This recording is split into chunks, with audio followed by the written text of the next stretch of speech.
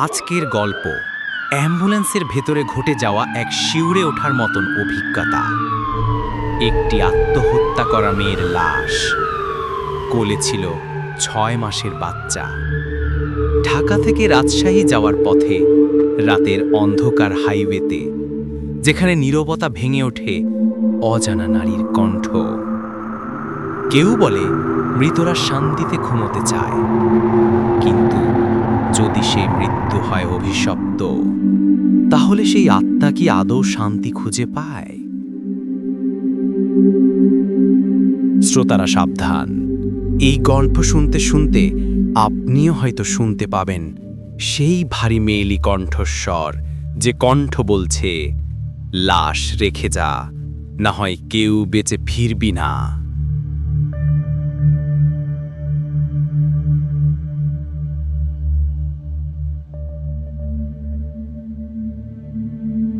চলুন শুরু করা যাক আজকের ভয়ঙ্কর কাহিনী, অ্যাম্বুলেন্সের লাশ।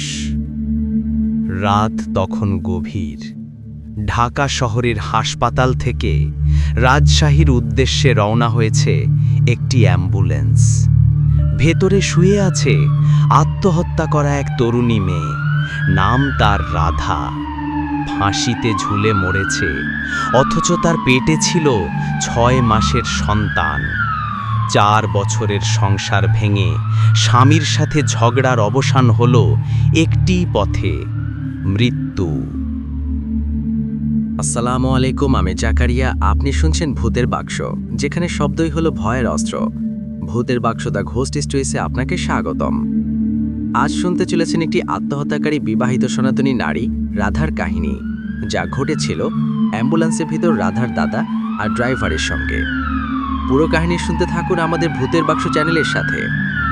ঢাকা ছাড়িয়ে যখন টাঙ্গাইলের ঘন গাছপালা ঘেরা পথে অ্যাম্বুলেন্স ঢোকে, ড্রাইভার হঠাৎ চোখে দেখে লাল শাড়ি পরা এক মহিলা রাস্তার পাশে দাঁড়িয়ে আছে, কোলে একটি শিশু।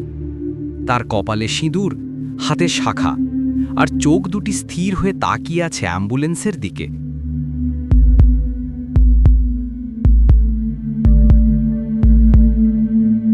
হায় আল্লাহ, এই আবার কে? ড্রাইভার বুক ধরফর করতে থাকে, কিছু না বলে গতি বাড়িয়ে পাশ কাটিয়ে চলে যায়। সামনের সিটে তখনও ঘুমাচ্ছিল রাধার দাদা রমেশ। কিছু টেরই পায়নি। কিন্তু কিছুক্ষণ পর সিরাজগঞ্জের পথে ড্রাইভারের বুক হিম হয়ে যায়। একই সেই মেয়ে, এইবার রাস্তার মাঝখানে বসে আছে, আবারও কোলে সেই শিশু। ড্রাইভার আতঙ্কে ব্রেক কষতেই রমেশ ঘুম ভেঙে ঝাঁকিতে উঠে চিৎকার করে, কি হলো? ব্রেক দিলে কেন? সামনে সামনে দেখো। রমেশ তাকিয়ে দেখে সামনে কেউ নেই, ফাঁকা রাস্তা, নিস্তব্ধতা।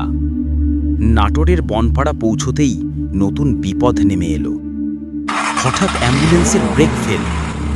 ড্রাইভার প্রাণপণ চেষ্টা করে রাস্তার পাশে থাকা বালুর ঢিবির ভিতর গাড়ি ঢুকিয়ে দেয়। ধপাস, অ্যাম্বুলেন্স থেমে যায়।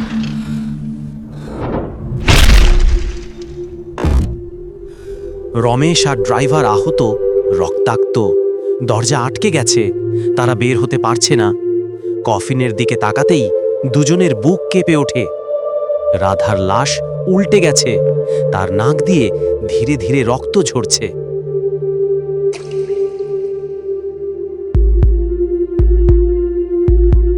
লাশ রেখে যা,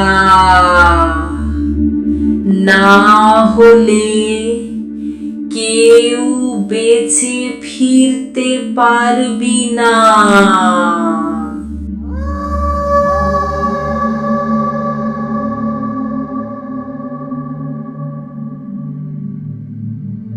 এমন ধীরে বলছিল, শুনে দুজনেই ভয় পেয়ে যায়। মনে হচ্ছিল কোনো মৃত মানুষকে জোর করে বলানো হচ্ছে।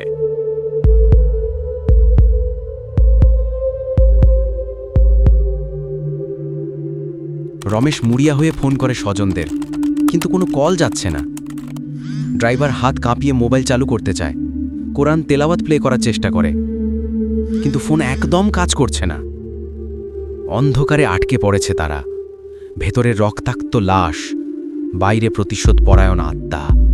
রমেশ কাপা কণ্ঠে ড্রাইভারকে জিজ্ঞেস করে, ভাই, এই শব্দটা কোথা থেকে এলো? বাইরে বের হবার কি কোনো রাস্তা নেই?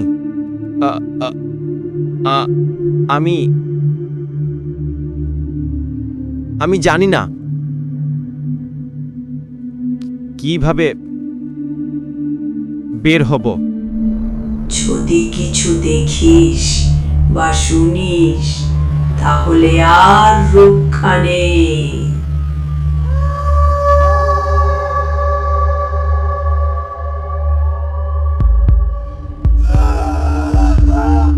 মেইলি কণ্ঠা শুনে দুজনেই আতকে ওঠে। চুপ মেরে যায় তারা। গাড়ির ভেতরের সবকিছু হঠাৎ বন্ধ হয়ে যায়। সামনের কাঁচে ধোঁয়া জমে গেছে, গ্লাস ভাঙা। বের হওয়ার চেষ্টা করতে গিয়ে কাঁচের টুকরায় দুজনের হাত কেটে যায়।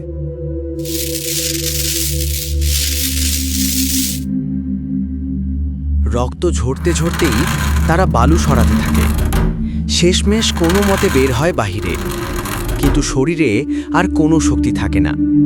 বালুর উপর শুয়ে পড়ে তারা। ঠিক তখন অ্যাম্বুলেন্স কেঁপে উঠতে শুরু করলো। ভয় তাদের বুকের ভেতর দ্বিগুণ হলো।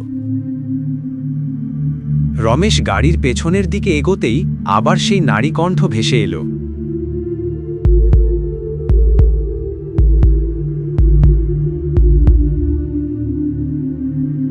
কাছে আসবি না, দূরে থাক। আমি চাইলে তোদের এখনই মেরে ফেলতে পারি।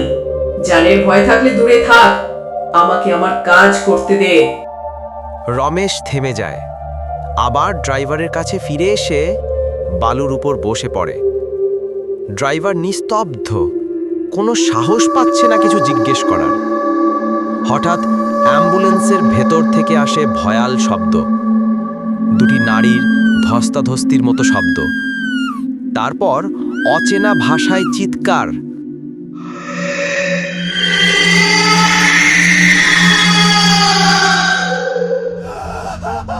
রমেশ হাউমাউ করে কাঁদতে থাকে। ড্রাইভার মনে মনে আল্লাহর নাম জপতে থাকে। তারপর মাংস আর হাড় চিবিয়ে খাওয়ার শব্দ শোনা যায়। শরীরে আর শক্তি নেই। এখন 5 বছরের শিশুর সাথেও পারবে না তারা লড়তে। অন্ধকার ঘিরে ধরে, চারপাশে শুধু শোঁ শোঁ বাতাসের শব্দ। এভাবেই রাত কেটে যায়।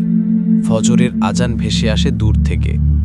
হঠাৎ অ্যাম্বুলেন্সের ভেতর থেকে সব শব্দ থেমে যায়। কিছুক্ষণ পর দুইজন মুসল্লির নামাজে যেতে গিয়ে রাস্তার পাশে অ্যাম্বুলেন্স দেখতে পায়। তারা এগিয়ে আসে।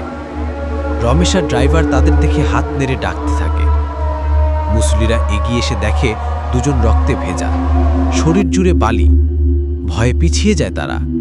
রমেশ কোনো মতে বলে, জল খাবো। তারা দ্রুত মসজিদে যায়। নামাজ শেষে মুসল্লিরা সবাই মিলে ফিরে আসে। রাস্তার পাশে ভিড় জমে যায়। রমেশ পানি খেয়ে ধীরে ধীরে দাঁড়ায়।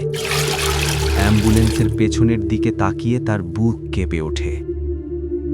রাধার পেট কাটা, ভেতরের সন্তান নেই। এই দৃশ্য দেখে রমেশ অজ্ঞান হয়ে যায়। সবাই মিলে অ্যাম্বুলেন্সকে টেনে বের করে। অন্য গাড়িতে লাশসহ আহতদের নিয়ে যায় হাসপাতালে। রমেশের জ্ঞান ফিরলে দেখে তার বাবা মা, আত্মীয়রা পাশে বসা। তার শরীর ভর্তি ব্যান্ডেজ, স্যালাইন চলছে, রক্ত দেয়া হচ্ছে। পাশের বিটে ড্রাইভার এখনও অচেতন।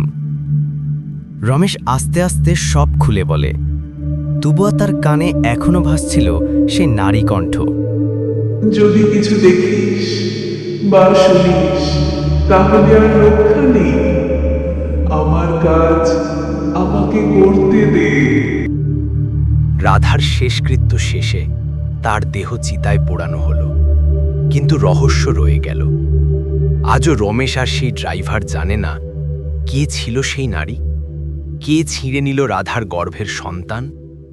আর সেই রাতের ভেতর অ্যাম্বুলেন্সে কি ঘটেছিল আসলে?